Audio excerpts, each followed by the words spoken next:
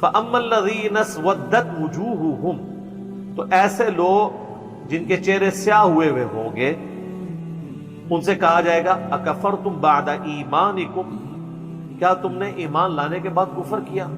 فذوقوا العذاب بما کنتم تکفرون، تو اب چکھو اس عذاب کا مزہ جو تم نے دنیا میں کفر کی روش، ناشکری کی روش اختیار کی۔ اچھا یہ کیا بات ہو رہی ہے کہ ایمان لانے کے بعد کفر اختیار کیا؟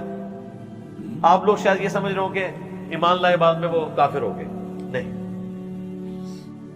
یہاں لغت کا معنی کریں گے کہ بات ماننے اور سمجھنے کے بعد بھی عمل نہیں کیا اس کے اوپر۔ علماء یہود نبی علیہ السلام کے دنیا میں مبعوث ہونے سے پہلے ان پہ ایمان رکھتے تھے۔ سورہ بقرہ میں آیا نا 89 نمبر آیت میں کہ اس نبی کے وسیلے سے دعائیں کیا کرتے تھے۔ یہ وسیلہ وہ پنجابی والا نہیں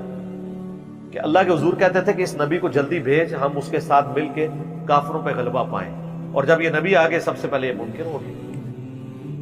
وَمَا اخْتَلَفَ الَّذِينَ أُوتُوا الْكِتَابَ إِلَّا مِن بَعْدِ مَا جَاءَهُمُ الْعِلْمُ بَغْيًا بَيْنَهُمْ، اہل کتاب کے علماء نے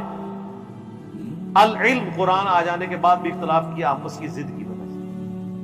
نبی علیہ السلام کو ماننے سے انکار کر، جب تک حضور آئے نہیں تھے تو حوالے دیتے تھے، جب حضور علیہ السلام آئے تو پہلے کافر مولو، بدقسمتی۔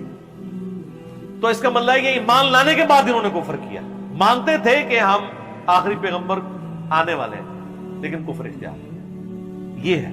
اور معذرت کے ساتھ آج اگر رسول اللہ ہم میں آ جائے نا تو اکثریت کا حال یہی ہو، حقیقت بات ہے، کیونکہ آپ کو جس نبی کا تعارف کروایا گیا وہ تو نبی وہ اس طرح ہے ہی نہیں تھے۔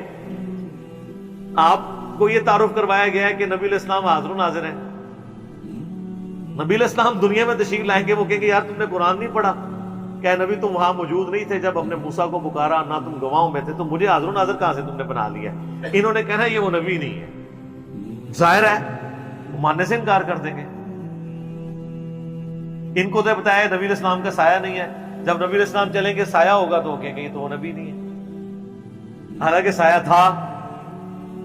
تو میں نے تو بہت بڑی پھکی ان کو دی ہے کہ یہ جو رسول اللہ کے بال لیے پھرتے ہو اور زیارت کروا کے پیسے بٹورتے ہو، ذرا اس کے اوپر ذرا 100 واٹ کا بلب روشن کرو، دیکھو ان بالوں کا سایہ ہے یا نہیں ہے، تو ادھر ہی چیک ہو جائے گا کہ سایہ تھا کہ نہیں۔ سب کہانیاں بنائی گئی۔ تو چونکہ آپ نے وہ چیزیں منسوخ کی، اور یہی کچھ ہوا یہودیوں کے ساتھ، جب حضرت عیسیٰ علیہ السلام ان میں آئے نا، ان کے لیے حضرت عیسیٰ کو ماننا مشکل ہو گیا، کیونکہ حضرت عیسیٰ علیہ السلام کہتے تھے یہ شریعت موسوی یوں نہیں یوں ہے، تو وہ ان کے ساتھ سینگ پھنساتے تھے، حالانکہ وہ تو پیغمبر ہے، تمہاری کیا اوقات ہے، تم نے تو دین آباء و اجداد سے ملا ہے، وہ تو اللہ کی وحی کی تائید کے ساتھ ہے۔ وہ کہتے تھے نہیں یہ تو وہ ہے ہی نہیں عیسیٰ، یہ وہ پیغمبر ہے ہی نہیں جس کی بشارت ہماری کتابوں میں، کیونکہ یہ یاد رکھیے گا جب بھی کوئی نیا پیغمبر آتا ہے نا اس کی بشارت پچھلی کتابوں میں موجود ہوتی ہے۔ تو یہ میں آپ کو وثوق سے کہہ رہا ہوں کہ یہ انسانیت کی تاریخ رہی ہے کہ جب تک پیغمبر آتا نہیں ہے نا سارے ایمان لا رہے ہوتے ہیں، جب وہ آ جاتا ہے نا انکار کرتے ہیں۔ یہ انسان کی انسٹنکٹ ہے، اور آپ دیکھ لیں